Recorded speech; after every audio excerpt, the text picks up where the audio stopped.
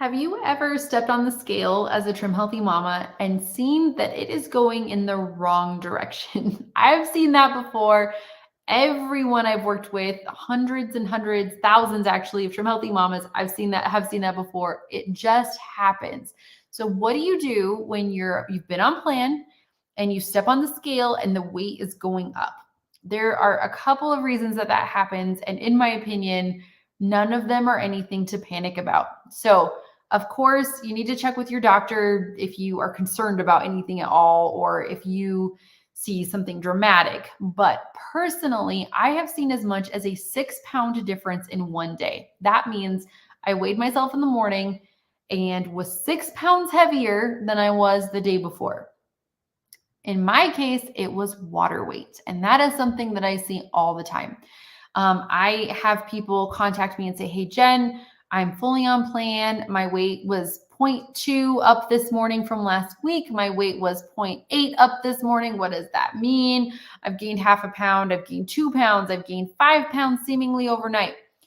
In most cases, it could be water. And so that's one reason you may want to consider not weighing as often. I have seen, your hormones, what time of the month it is, what you've eaten the day before, like how much water your body's taken, and all of that can impact what you see on the scale. So, in my opinion, the easiest way that I track weight loss is month by month.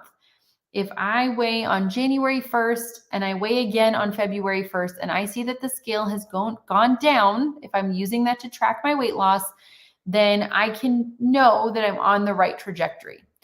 The better way to track for me is measurements. Tracking measurements just seems a lot more accurate for what's actually going on in my body, because you can see those crazy weight fluctuations all the time when there may not be anything going on at all. And that's tough.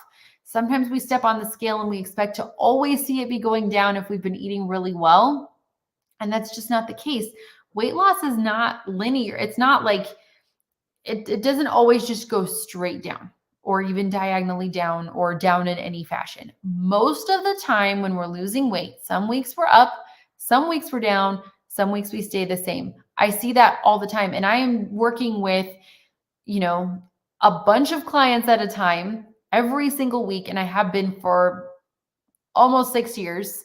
It's just a very common thing that I think a lot of us hold on to very tightly, that we expect to see the scale to go down every week. And that's just not going to happen for most of us, if any of us. So if you see those fluctuations, some weeks you're up, some weeks you're the same. I would just try to maybe put the scale away. I would not worry about those kinds of fluctuations, because you could see, I've had even a recent client stepped on the scale, was like, "What's going on? My weight's up." I had her weigh again 5 minutes later and she got a different result. The emotional impact that weighing ourselves can have can be very detrimental. So it's not always helpful. So what I tell my clients is, if the scale is going to determine how you eat, maybe take a break from the scale. If you're going to get on the scale and say, "I'm up a little bit and I was eating so well, fine, I'm going to go eat this off-plan food." Or if you're going to get on the scale and say, "Oh, I've lost weight. That's awesome. And now I can just have this ice cream that I wanted to have tonight that's off plan."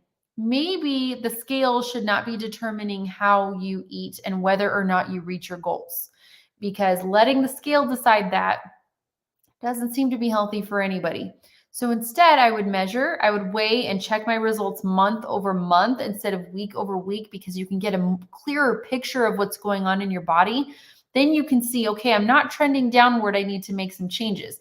That's when, like, we just had our stubborn weight week in boot camp, where we went over all of the tips to break through weight loss stalls and get things moving again. If you feel like you really want to track, though, I would try measurements. And I have a full measurement packet I provide in boot camp where you can measure every part, just see what's going on. And when someone says, "Oh, I'm not losing," a lot of times I'll say, "Hey, check your measurements and see if you're seeing progress there."